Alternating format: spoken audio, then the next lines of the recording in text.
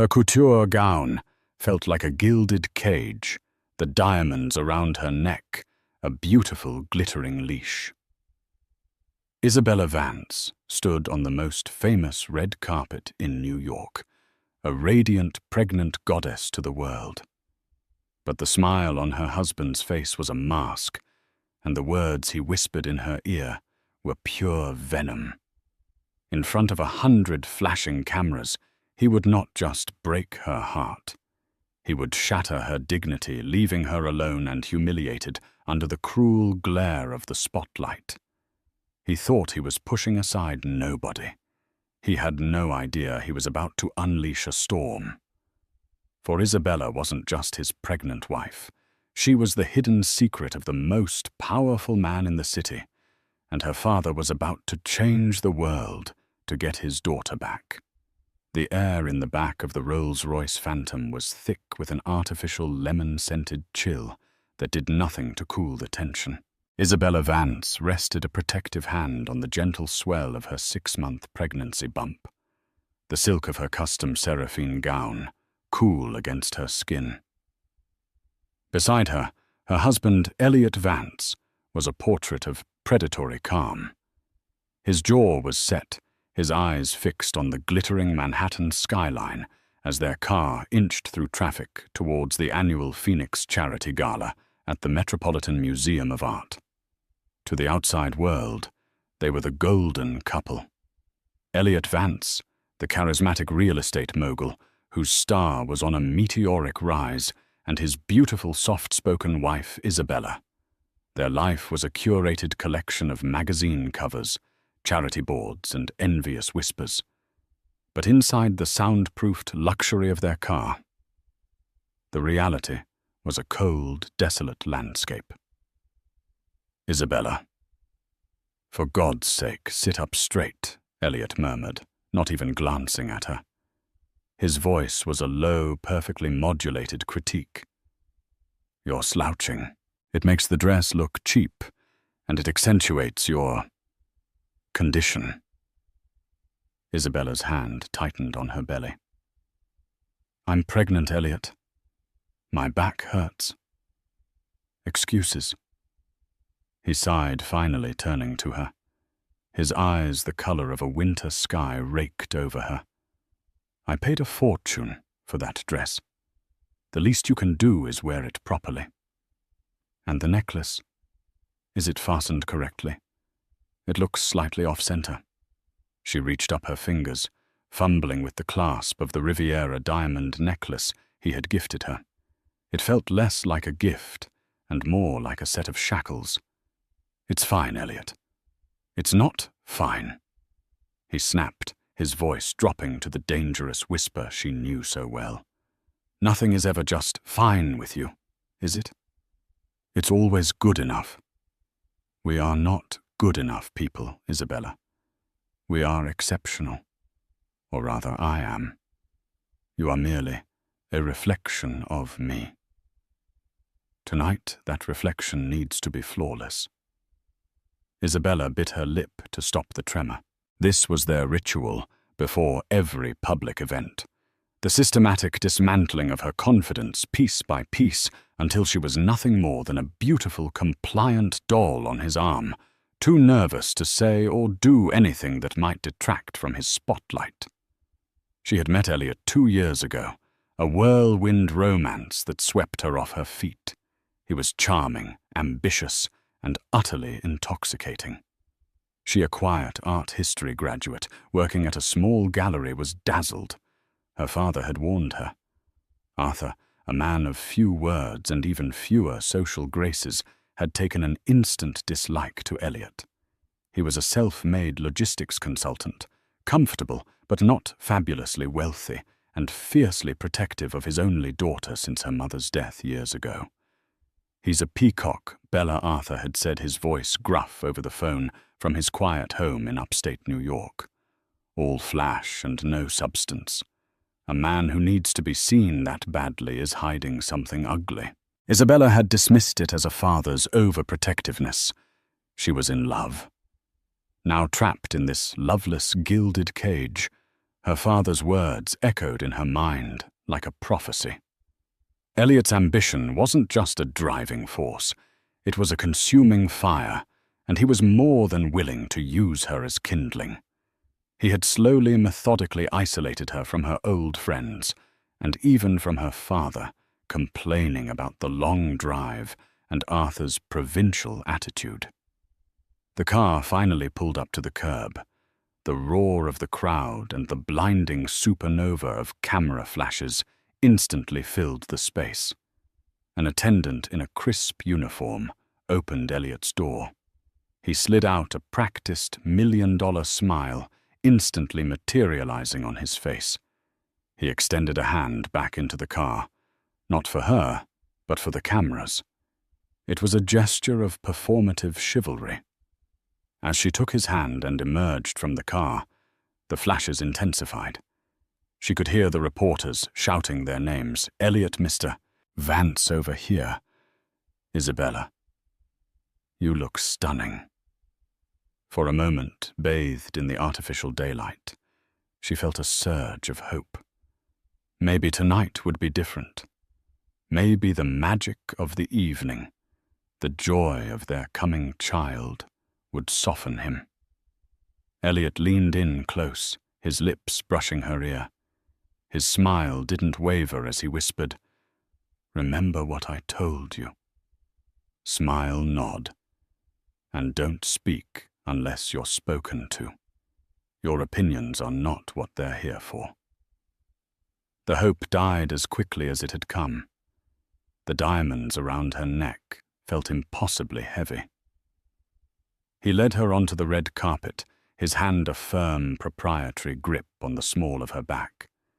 She was his accessory, his beautifully pregnant prop, and tonight she was about to serve her purpose. The red carpet was a river of crimson and gold flowing towards the grand floodlit entrance of the Met. It was a battlefield of couture influence and ego. Every step was a pose, every glance a calculation. Isabella had learned to navigate it, to hold her smile, even when her feet ached and her spirit withered. But tonight, the air was different. There was a charge of anticipation that felt sharper, more malevolent. As they paused for the main bank of photographers, Elliot tightened his grip on her. "Angle yourself slightly to the left, Isabella." "It's your better side," he commanded in a low tone. She complied, the flashbulbs bursting in her eyes like tiny explosions. It was in that moment of blinding light that she saw her. Stepping out of a sleek black Maserati just behind their Rolls-Royce was Chloe Decker. Chloe was the latest it girl, a fiery, ambitious actress who had landed a leading role in a blockbuster film produced by a company Elliot had recently invested in. She was everything Isabella wasn't: bold, overtly sensual, and dripping with a confidence that bordered on arrogance. She was also the woman whose perfume had been clinging to Elliot's suits for the past 3 months. Isabella's heart hammered against her ribs. She had suspected, of course. The late nights he claimed were investor meetings, the hushed phone calls he took in his study, the sudden uncharacteristic gifts that felt more like bribes for her silence. She had tried to ask him about it once, and he had turned it back on her with chilling precision. "Are you accusing me of something, Isabella? Is this your pregnancy making you paranoid and hysterical? I'm out there building an empire for us, for our child, and you're at home letting your imagination run wild. Be grateful, not suspicious." He had made her feel small and foolish. Now seeing Chloe Decker in the flesh, stepping onto the same red carpet, a stunning vision in a scandalous, backless emerald gown, Isabella knew her suspicions hadn't been paranoia. They had been an understatement. Chloe's eyes locked with Elliot's over Isabella's shoulder. A slow, triumphant smile spread across her face. This wasn't a coincidence. This was a planned detonation, Elliot gave Isabella a gentle but firm push forward, moving them along the press line. "Keep moving," he whispered, his voice dangerously smooth. They were intercepted by Amelia Vance, a notorious gossip columnist for the New York Spectator.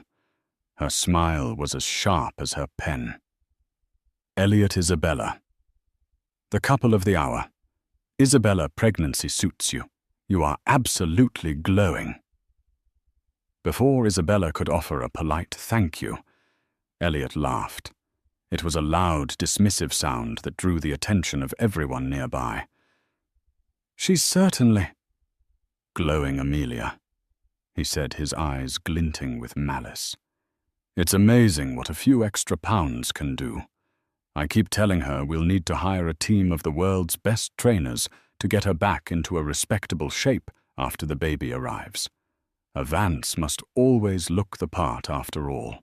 The comment landed like a physical blow. The air crackled. Amelia's eyes widened, sensing a major story. The reporters and photographers began to surge closer, their microphones like a forest of black stems. Isabella's face burned with humiliation. He had never been so openly cruel before. She tried to pull her arm from his, but his grip was iron. "Elliot, please," she whispered, her voice trembling. He ignored her. Just then, Chloe Decker glided up to them, her scent jasmine and something musky enveloping them. "Elliot, darling," she purred, placing a perfectly manicured hand on his arm, right next to Isabella's. "I was hoping I'd see you." Elliot's smile widened. He turned his body slightly, creating a space for Chloe that subtly but deliberately excluded his own wife. "Chloe, you look magnificent, a true star. And you, Isabella." Chloe said, her gaze sweeping over Isabella's pregnant form with a look of pitying disdain. "How domestic of you. It's brave to come out in your condition." The world began to spin. The flashing lights, the murmur of the crowd, the cloying scent of Chloe's perfume. It was all becoming a dizzying, nauseating vortex. Elliot was preening under the attention, soaking it in. This was his plan. This was the public execution of their marriage. He was trading up, and he wanted the world to witness the exact moment he discarded his old model for the new one. Amelia Vance's microphone was right there. "Elliot, you and Miss Decker certainly seem close. Is this a business relationship?" Elliot let out another booming laugh. He released Isabella's arm and draped his own over Chloe's bare shoulders. The cameras went into a frenzy. The image would be on every website within minutes. Elliot Vance, with his arm around his mistress, while his pregnant wife stood forgotten beside them. "Chloe is a visionary talent," Elliot announced, his voice projecting for every recording device. "In my business, you have to align yourself with the future. You can't be held back by outdated assets." He didn't look at Isabella, but everyone knew who he was talking about. Outdated. Asset. The words echoed in the cavern of her shock. Her vision blurred with tears she refused to let fall. She felt hundreds of pairs of eyes on her, a mix of pity and morbid curiosity. They were watching her fall apart. She took a step back, then another. No one noticed. All eyes were on Elliot and Chloe, the new power couple laughing and posing for the ravenous press. She was invisible, a ghost at her own execution. With a strangled sob caught in her throat, Isabella turned and fled. She pushed her way through the gawking onlookers, ignoring the startled calls of a few reporters who finally noticed her departure. She stumbled off the red carpet, her heels sinking into the grass of the park. All she wanted was to disappear. She pulled out her phone, her hands shaking so violently she could barely dial the number. There was only one person in the world she could call. The phone rang twice before he picked up. His voice was gravelly calm. "Bella." "What's wrong, Dad?" she choked out, the tears finally breaking free, hot and shameful down her cheeks. Can you please come get me?" "Something terrible has happened." There was a pause on the other end of the line, and in that silence, Isabella could feel a lifetime of quiet paternal fury beginning to coalesce. "Where are you, Bella?" Arthur Sinclair's voice was dangerously low. "Tell me exactly where you are." Arthur Sinclair was not a man given to overt displays of emotion. His world was one of quiet control of calculated moves and unspoken power. He lived in a sprawling but understated stone house in North Salem, a world away from the flash and clamor of Manhattan. He preferred the company of his thoroughbred horses and his dog, a retired greyhound named Odin, to the sycophants and sharks of the business world. He had built his empire, Sinclair Global, from a single shipping truck into a multi-billion-dollar logistics behemoth by being smarter, faster, and more ruthless than anyone else. And then 10 years ago he had seemingly vanished, handing over day-to-day operations to a trusted board and becoming one of the world's most elusive billionaires. The world knew the name Sinclair Global. They did not know the name Arthur Sinclair. He had scrubbed his presence from the public record with the same brutal efficiency he applied to a hostile takeover. He did it for one reason: to protect Isabella. After his wife Elena had been killed in a car accident, that Arthur always suspected was a targeted attack by a business rival he had vowed to keep his daughter out of the crosshairs of his wealth. She grew up with comfort, but not extravagance. She went to good schools, but not the elite academies of the super-rich. She knew her father was successful, but she had no concept of the scale. She thought he was a simple logistics consultant. It was a lie born of love and fear. When he gave Isabella a generous but not outlandish trust fund for her wedding to Elliot, he'd also conducted the most thorough background check money could buy. He discovered Elliot Vance wasn't a real estate mogul. He was a fraud. His company, Vance Properties, was a house of cards, propped up by high-interest loans and a series of brilliant lies. Most damningly, a significant portion of his seed money had been secretly funneled from a shell corporation owned by Sinclair Global, a honeypot Arthur had set up to test his prospective son-in-law. Elliot had not only taken the bait, he had leveraged it to the hilt, believing it was an anonymous investment from a foreign fund. He was, in essence, entirely funded by the man he mocked as provincial. Arthur had kept this information to himself, hoping Isabella would see the truth on her own. He had waited. Now that wait was over. The moment he heard Isabella's broken voice on the phone, the cold, controlled dam Arthur had built around his heart for decades cracked. The fury that poured forth was a silent, glacial force. "Stay where you are, Bella. Don't move. I'm sending a car," he said, his voice a low growl. "And I'm coming myself." He hung up and pressed a button on his desk intercom. "Marcus," he said, his voice leaving no room for argument. "Scramble the chopper. Destination Manhattan, now. And get me a live feed of the Phoenix Gala red carpet. I want to see everything." Within minutes, the sitting room of his quiet country home was transformed into a command center. A massive screen on the wall flickered to life, showing live footage from a news feed. He saw it all. He saw his daughter, beautiful and pregnant, standing alone. He saw Elliot Vance, his arm draped around that actress like a cheap trophy. He saw the whispers, the stares, the smug triumph on Elliot's face. He watched the footage of his daughter fleeing, and something inside him turned to ice. His head of security, A formidable ex-Mossad agent named Marcus stood by silently.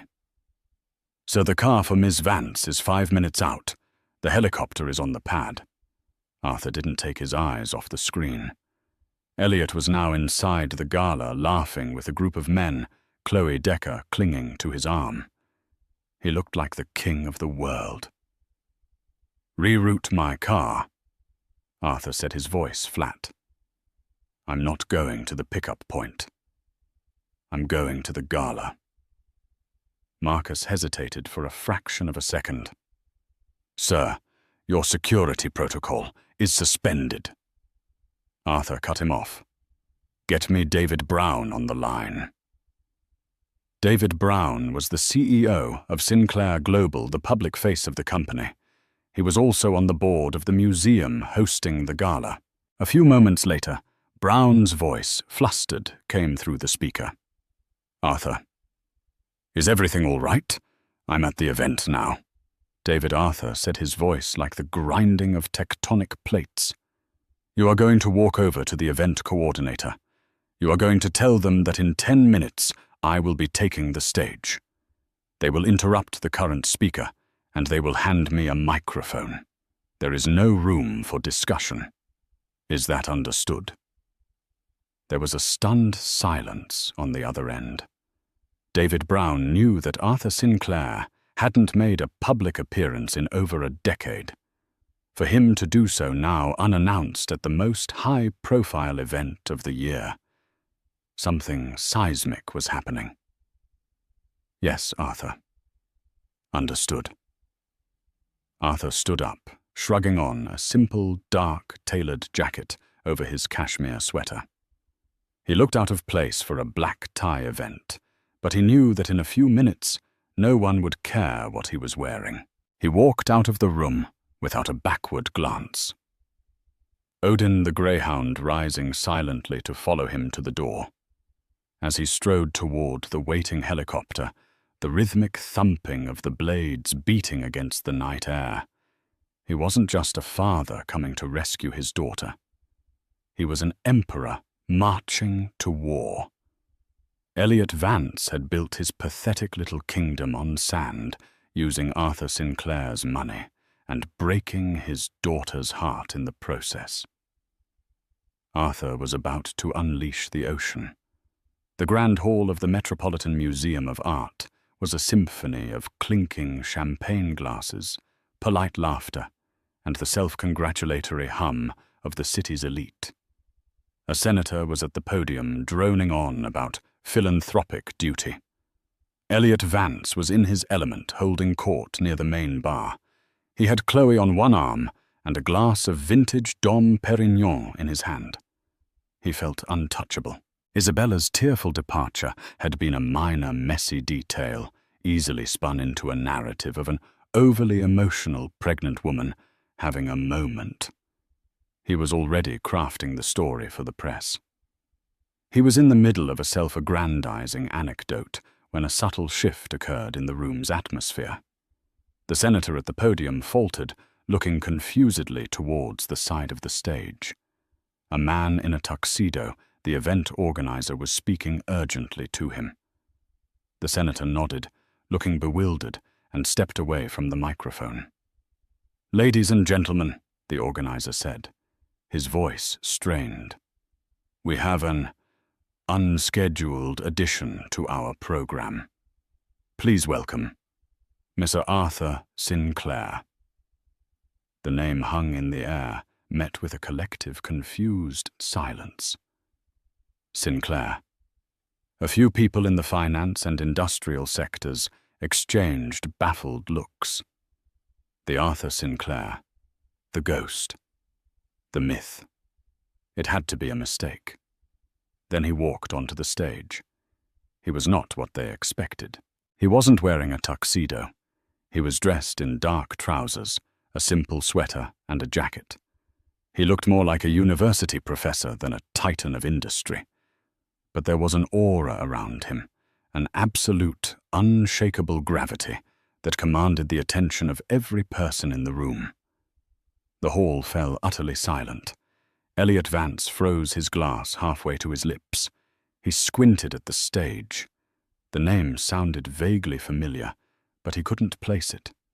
He'd heard Isabella mention her father's name was Arthur, but her dad was some small-time logistics guy from upstate. This couldn't be him. On stage, Arthur approached the microphone. He didn't tap it or adjust it. He simply stood there, his piercing blue eyes, scanning the crowd of stunned faces until they found what they were looking for. They locked onto Elliot. "My name is Arthur Sinclair."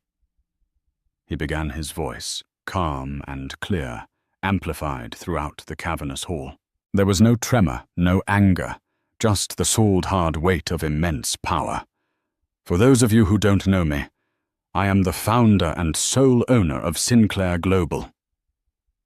A wave of gasps and frantic whispers rippled through the audience. Sinclair Global was a leviathan. It owned ports, airlines, and a web of subsidiaries so vast that nearly every person in that room had been indirectly touched by its influence. The man on the stage wasn't just a billionaire. He was a kingmaker, a shadow power of mythical proportions. Elliot's blood ran cold. Sinclair, Isabella's maiden name. It couldn't be. It was an impossible, absurd coincidence. His mind raced trying to connect the dots, but all he could feel was a rising tide of panic. Arthur's gaze remained fixed on him. "I am not a man for public events. I am here tonight for one reason. My daughter was publicly humiliated on the steps of this museum less than an hour ago. By her husband." The whispers exploded into a roar. Every head in the room swiveled to find Elliot, whose face had gone chalk white. Chloe Decker took an instinctive step away from him, her own expression a mask of horror and confusion. My daughter Arthur continued his voice, cutting through the noise like a razor, is Isabella Vance. Formerly, Isabella Sinclair. The world tilted on its axis for Elliot Vance. The room began to spin. Isabella, her quiet, unassuming father, was Arthur Sinclair.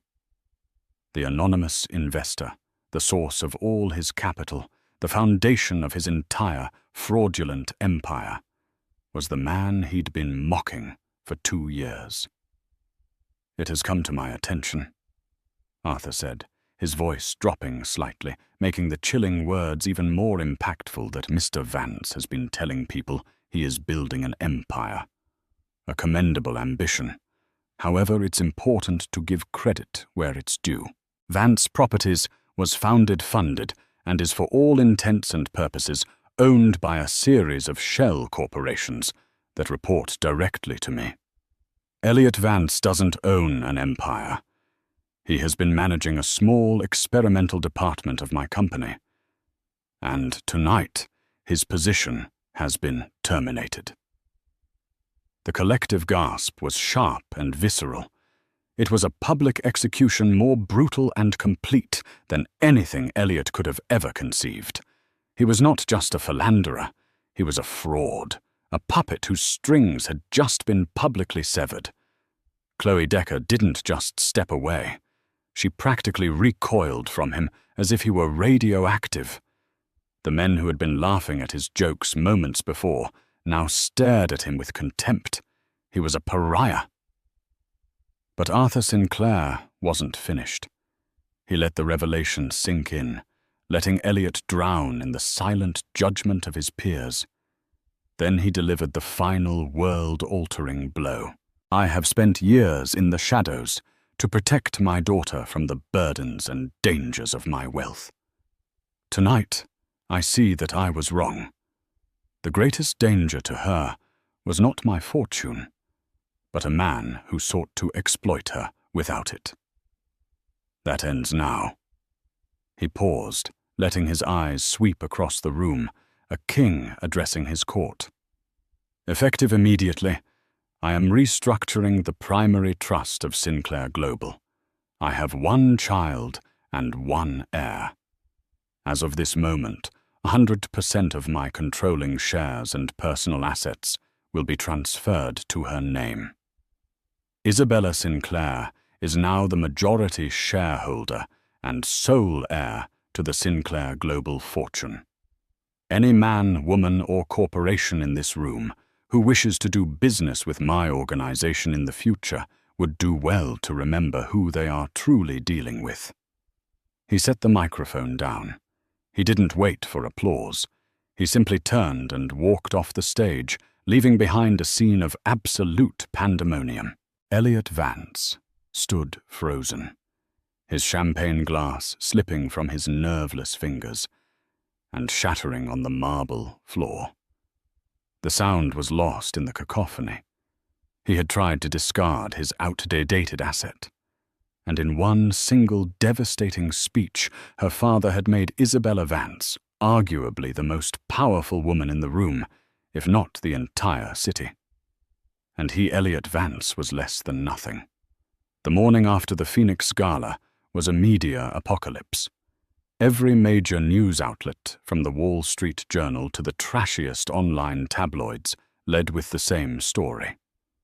Photos of Arthur Sinclair on stage were juxtaposed with the images of Elliot and Chloe on the red carpet and the heartbreaking shot of a lone, pregnant Isabella fleeing the scene. Headlines screamed, "The ghost billionaire returns. Heir-raising jilted wife inherits $50 empire. From humiliation to head of the table, the Isabella Sinclair story." For Elliot Vance, the fallout was immediate and catastrophic. His phone rang incessantly, with calls from panicked investors, furious lenders, and his now ex-lawyers. By 9 a.m., a letter from Sinclair Global's legal team was delivered to his office, informing him that his access to all company accounts was frozen, and an army of forensic accountants was being dispatched to audit every penny he had ever touched. He was locked out of his office by building security. When he tried to call Chloe Decker, her number was disconnected. She had vanished, her budding career likely incinerated in the blast radius of his downfall. He was ruined utterly and completely in less than 12 hours. Meanwhile, Isabella was ensconced in the quiet, fortress-like security of her father's estate. She had woken up in her childhood bedroom, the morning sun streaming through windows that overlooked rolling green hills, a stark contrast to the concrete canyons of her married life. The world she woke up to was not the one she had fallen asleep in. Her phone was a constant buzz of messages from people she hadn't heard from in years, all offering belated congratulations and sycophantic support. She ignored them all. She found her father in his study, a cavernous room lined with books, staring at a small framed photograph on his desk. It was of her mother, Eleanor, a beautiful woman with a vibrant smile and eyes the same warm brown as Isabella's. "I'm sorry," Isabella said softly, her voice still raw. "I should have listened to you." Arthur turned, his expression unreadable. "No, Isabella. I am the one who is sorry. I failed you. You didn't fail me. You saved me. I saved you from a fire I helped set." He set his voice heavy with a guilt she had never heard before. He gestured for her to sit in one of the plush leather armchairs. "There's something you need to know. The reason I hid everything from you. The reason we lived so quietly." He took a deep breath. "Your mother. Her death wasn't a simple car accident. It was a message. I was in the middle of a brutal, hostile takeover of a rival company. The CEO was a dangerous man named Julian Croft. He played dirty. A week before the final shareholder vote, Elena's car was run off the road by a truck. The police ruled it an accident, a faulty brake line. But I knew. My security team found evidence the line had been cut. There was nothing I could prove in court, but I knew Croft was behind it. He was sending a message my family was a target. Isabella stared at him, her heart aching. She had mourned her mother her entire life, but she had always believed it was a tragic, random event. After she died, Arthur continued, his voice thick with emotion. I won the takeover. I crushed Croft's company and ruined him personally. But it was a hollow victory. I looked at you so small and innocent, and I made a vow. No one would ever use you to get to me again. So Arthur Sinclair, the billionaire, ceased to exist. I became a reclusive consultant. I built a wall of anonymity around us, around you. I thought if you lived a normal life, without the trappings of immense wealth, you would be safe. You would be free to find someone who loved you for you, not for your name or your money. He looked at her, his eyes filled with a profound regret. But in trying to protect you from one kind of predator, I left you completely defenseless against another.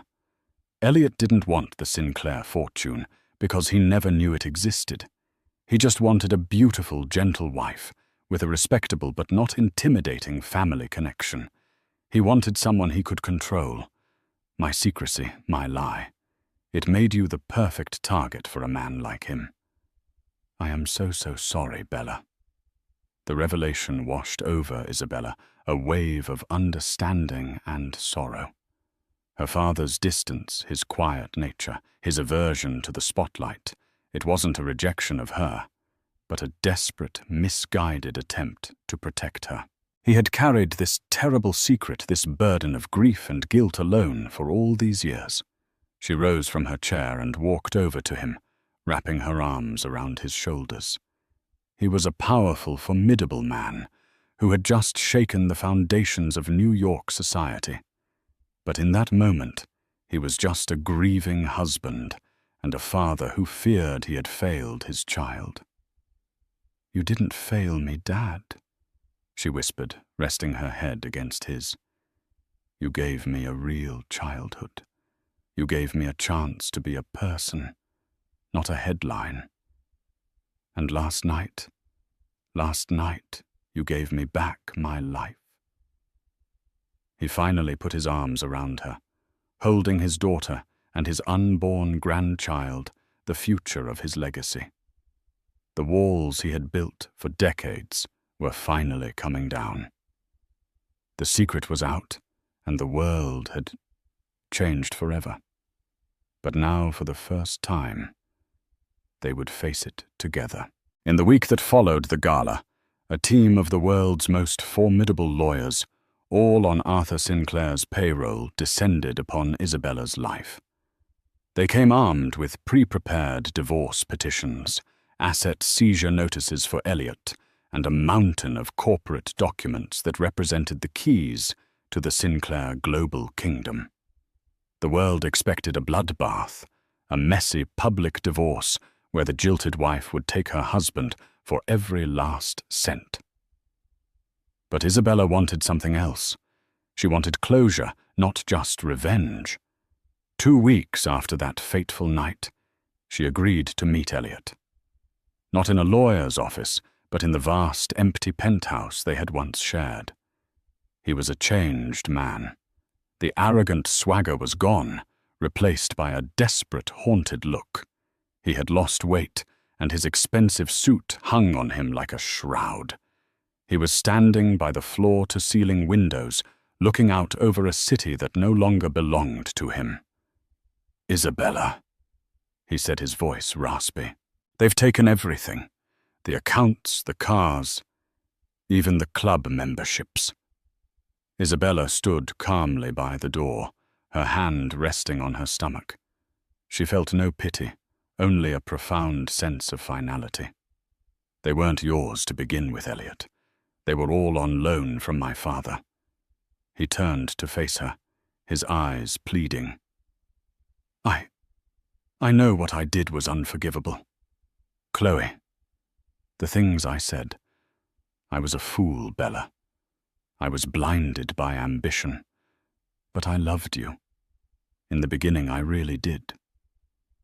Did you? She asked, her voice clear and steady. Did you love me, or did you love the idea of me? The perfect, quiet wife who wouldn't challenge you, who would look good on your arm and never question your authority. You didn't want a partner, Elliot. You wanted a possession. He took a step towards her. We can fix this. We have a child on the way. Your father. He did this to teach me a lesson I understand. I've learned it. Tell him I've learned my lesson. We can start over. It was then that Isabella finally understood the depth of his delusion. He still saw her as an intermediary, a conduit to her father's power. He didn't see her at all. She reached into her handbag and pulled out a single document. It wasn't a lawsuit. It was a simple one-page agreement. She placed it on the marble coffee table. This is a divorce settlement, Elliot. It's already been signed by me. He scrambled to read it, his eyes scanning the page frantically. What is this? It says I keep the watch and the art in my office. Nothing else. This is a joke. It's not a joke, Isabella said calmly. You once told me I shouldn't be held back by outdated assets. I'm taking your advice. I am releasing you from our marriage. I'm not suing you. I'm not dragging you through the courts. I'm simply letting you go. My father's legal team will handle the dissolution of Vance Properties. As for me, I want nothing from you. And I am giving you nothing. You can keep your watch. He stared at her dumbfounded. He had expected a fight, screaming matches, a war. He was prepared for war. He was not prepared for this quiet, complete dismissal, to be treated as so insignificant that he wasn't even worth fighting. You're just erasing me, he whispered, the full weight of his irrelevance finally crashing down on him. No, Elliot, Isabella said, turning to leave. You were never really there to begin with. She left him in the empty penthouse, a ghost, in a life that had never truly been his. As the elevator descended, Isabella felt a lightness she hadn't experienced in years. It wasn't the thrill of victory. It was the peace of liberation. That evening, she met with her father and David Brown, the CEO of Sinclair Global, in the company's towering headquarters, a building she had passed 1,000 times without knowing it, belonged to her family. The boardroom was intimidating, all glass and steel, with a view that stretched from the Statue of Liberty to Central Park. The board is prepared to ratify your position as Chairwoman Isabella David Brown, said respectfully. Your father and I can guide you, of course. You can be as involved or as hands-off as you wish. Her father nodded. You don't have to do anything you don't want to, Bella. You can set up a foundation, focus on philanthropy. The money is yours to do with as you see fit. Isabella looked out at the sprawling city, a universe of lights and possibilities. For her entire life, others had made choices for her. Her father chose secrecy to protect her. Elliot chose control to possess her. Now, for the first time, the choice was hers. No, she said, her voice resonating with a newfound strength that surprised even herself. I don't want to be a silent chairwoman, and philanthropy isn't enough. She turned to face them, her eyes clear and determined. Sinclair Global is a ruthless company, Dad. I've been reading the reports. You built an empire by being a shark. I respect what you built, but I can't be you. She took a breath. I want to be CEO, not just in name. I want to run this company. I want to change it from the inside out. We have the power to be a force for good, not just for profit. I want to invest in sustainable energy, create fair labor practices, and build a charitable foundation that's a core part of our business model, not just a tax write-off. I want to build a legacy our family, my child, can be proud of. David Brown looked stunned. Arthur Sinclair looked at his daughter, and for the first time he saw not the little girl he needed to protect, but the powerful, visionary woman his wife Eleanor had always been. A slow, proud smile spread across his face. "Well then," Madam CEO Arthur said, his voice brimming with pride, "it looks like you have a board meeting to run." 1 year later, the setting was not a red carpet, but the gleaming state-of-the-art lobby of the newly opened Eleanor Sinclair Children's Hospital, the flagship project of the Sinclair Global Foundation. The air buzzed not with the sound of camera shutters, but with the genuine excitement and gratitude of doctors, patients, and city officials. At the center of it all stood Isabella Sinclair. She was no longer the timid woman hiding behind her husband. She was poised, confident, and radiant. Dressed in a sharply tailored power suit, she held her 10-month-old son, Arthur Jr., AJ, on her hip. Her son, with his bright, curious eyes, was her constant reminder of what she was building and who she was building it for. She had spent the last year in a baptism by fire, learning every facet of the vast Sinclair empire. She worked tirelessly, earning the respect of the board, not because of her name, but because of her sharp intellect, her compassion, and her unwavering vision. She had initiated sweeping changes, divesting from exploitative industries and pouring billions into green technology and ethical ventures. Profits had dipped initially, causing panic among some older shareholders, but Isabella held her ground. Now, with major new government contracts in renewable energy and a surge of positive public sentiment, Sinclair Global was more respected and more profitable than ever. Her compassionate capitalism model was becoming a case study at Harvard Business School. After delivering a powerful, heartfelt speech dedicating the hospital to the mother she'd barely known, Isabella was mingling with the guests.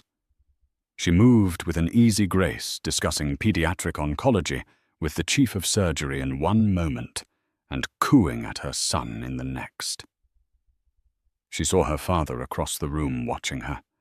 He wasn't the grim, secretive man from her youth. The weight of his past seemed to have lifted. He was smiling, a genuine, warm smile, as he played peekaboo with his grandson. He had found a new purpose, not as a shadow king, but as a doting grandfather and a proud father. Later, as the event wound down, Isabella stood with her father on the hospital's rooftop garden, the city lights twinkling below them like a fallen constellation. AJ was asleep in his stroller beside them. "Your mother would be so proud of you, Bella," Arthur said, his voice quiet. "You have her strength, her heart." "I learned from the best," Isabella replied, squeezing his hand. "From both of you." A notification pinged on her phone. It was a news alert. She glanced at it. The headline read, "Fallen mogul Elliot Vance, sentenced to 18 months for securities fraud." The article detailed how the forensic audit had uncovered years of financial crimes, a house of cards so rotten it was a miracle it had ever stood at all. He was a forgotten man, a footnote in her story. She felt nothing. No anger, no satisfaction, just a distant clinical pity. She archived the notification without a second thought and put her phone away. He was the past. She was looking at the future. She gazed out at the skyline, at the endless river of headlights and the towering buildings. A year ago, this city had been her prison. Now it was her kingdom. not a kingdom of glass and steel, but one of hope, legacy, and boundless possibility. She was not Isabella Vance, the humiliated wife, nor was she just Isabella Sinclair, the billionaire's heir. She was Isabella, a mother, a leader, a survivor. And as she looked out at the horizon, she knew with absolute certainty that her story was just beginning. The 18 months following the opening of the Elena Sinclair Children's Hospital were a period of unprecedented success and, more importantly, profound peace for Isabella. Sinclair Global, under her leadership, had become a paragon of modern corporate responsibility, its stock price soaring on the back of ethical innovation and a sterling public image. Her life had found a rhythm. She cherished early mornings with her son AJ, whose first words and wobbly steps filled her penthouse with a joy she'd never known. Demanding but fulfilling days at the office, shaping a better world through her work. And quiet evenings with her father, who had seamlessly settled into his role as a doting grandfather. The ghosts of Elliot Vance and the red carpet had faded into a distant, almost unbelievable memory. She was no longer a story. She was the author. This newfound stability was why the first anomaly felt so jarring. It concerned a small but brilliant German engineering firm, Lichtquelle, which had developed a revolutionary solar panel technology. It was a perfect acquisition for Sinclair Global's green energy division. Isabella had personally overseen the final negotiations. The deal was all but signed. A press release was drafted. Then, 48 hours before the final signing, Lichtquelle's board called an emergency meeting. A new offer had appeared seemingly out of nowhere. An offer so astronomically high, so far beyond the company's actual valuation, that it bordered on the absurd. Lichtquelle, legally bound by their fiduciary duty to their shareholders, had no choice but to accept. In the Sinclair Global boardroom, the mood was one of baffled frustration. "Who did this?" Isabella asked, looking at the grim faces of her acquisitions team. "Which of our competitors has this much cash to burn on a vanity play?" David Brown, still her trusted COO, slid a tablet across the vast oak table. "That's the problem, Isabella. We don't know." She looked at the screen. The buyer was a freshly registered investment vehicle named Phoenix Holdings. The name sent a tiny, unpleasant shiver down her spine, a faint echo of the gala, where her life had been torn apart and rebuilt. "Trace it," she ordered. "I want to know who is behind that name. I want to know their investors, their board, everything." For a week, the best financial investigators in the world, men and women, who could find a single misplaced dollar in a labyrinth of offshore accounts, worked around the clock. They came back with nothing. Phoenix Holdings was a ghost. It was registered in a non-disclosure jurisdiction, funded by a series of bearer bonds, and layered through so many shell corporations in Panama, the Cayman Islands, and Liechtenstein, that the trail went completely cold. It was a masterclass in corporate anonymity. "The technique is familiar." David Brown admitted, his expression grave. "It's the same level of obfuscation your father used to build his portfolio in the early days." The comment hung in the air. This wasn't a standard corporate rival. This was someone who knew their methods. Someone who played the same ruthless, intricate game Arthur Sinclair had once mastered. The move wasn't just about business. It felt personal. It was a message. That evening, Isabella brought the problem to her father. They sat in his study, a place that had transformed from a solitary man's refuge into AJ's favorite playroom, with priceless first editions sitting next to brightly colored building blocks. As Isabella laid out the details of the Lichtquelle acquisition and the impenetrable wall of Phoenix Holdings, She saw a flicker of something in her father's eyes she hadn't seen in years. It wasn't anger or frustration. It was a cold, chilling recognition. "Phoenix," Arthur murmured, his voice low. He walked over to his desk and keyed something into his private computer. He was silent for a long time, his face illuminated by the screen's glow. The silence stretched thick with a tension that made the hair on Isabella's arms stand up. "Dad, what is it?" He finally turned to face her, and his expression was terrifying. All the warmth was gone, replaced by the hardened visage of the ruthless titan he had once been. "It's him," Arthur said, his voice a gravelly whisper. "I should have known. I should have made sure." "Him who?" Isabella pressed her heart, beginning to pound. "The man whose company I destroyed after your mother's death." Arthur said his words like chips of ice. "A man I left with nothing but his hatred. His name is Julian Croft." Isabella felt the blood drain from her face. Julian Croft, the name from the story, the faceless villain who had orchestrated her mother's murder. "But you said you ruined him. I thought he was gone." "I ruined his public life." Arthur corrected, his eyes dark with regret. "I took his company, his reputation, his fortune. I left him a pariah. But I let him live. I thought fading into obscurity was a crueler punishment than death. I was arrogant. I underestimated his capacity for patience, for revenge." He gestured back to the screen. "Croft was always obsessed with mythology. The story of the phoenix rising from the ashes was the symbol of his first company. He's not just back in business, Bella. He's announcing it. To me." The pieces clicked into place with horrifying clarity. The absurdly high offer wasn't about acquiring a solar company. It was about showing the Sinclairs that he could. The impenetrable shell corporations weren't just for anonymity. They were a direct mockery of the Sinclair method. This wasn't a business move.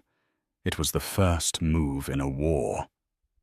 "He's been rebuilding," Arthur continued, his voice grim. "Working in the shadows, likely through black market deals and connections I dismantled years ago. He's been waiting for the right moment to strike, and we gave it to him." "What do you mean?" Isabella whispered. "My speech at the gala, your rise to CEO." "The story went global," Arthur explained, the self-loathing clear in his voice. "We put you in the spotlight, Bella. We put the Sinclair name back on the world stage. For a man like Croft, a man nursing a 20-year grudge, seeing you, Elena's daughter, thriving in the seat of my power, it must have been the ultimate provocation. He's not after the company. He's not after my money." Arthur walked over to Isabella, his hands resting on her shoulders, his eyes boring into hers. The fear she saw there was not for himself, but for her and her son. "He's after our legacy, Isabella. He's after you. And he will not stop until he has burned everything we've built back to the ground." The cozy warmth of the study felt suddenly like a tomb. The ghost that had haunted her father's past was no longer a memory. It was here, it was real, and it was coming for them. Isabella looked at the scattered toys on the floor, thought of her son sleeping peacefully in his crib upstairs, and a new feeling washed over her, eclipsing the fear. It was a cold, protective fury she recognized instantly. It was the Sinclair fury. It was the same fire that had fueled her father to build an empire, and the same resolve that had allowed her to rebuild her life. Julian Croft thought he was hunting a ghost's daughter. He was about to find out he was hunting a queen. Isabella's story isn't just about revenge. It's a powerful testament to the fact that our lowest moments do not have to define us. It's about trading a cage of gold for a crown of your own making. She was stripped of her dignity in front of the entire world.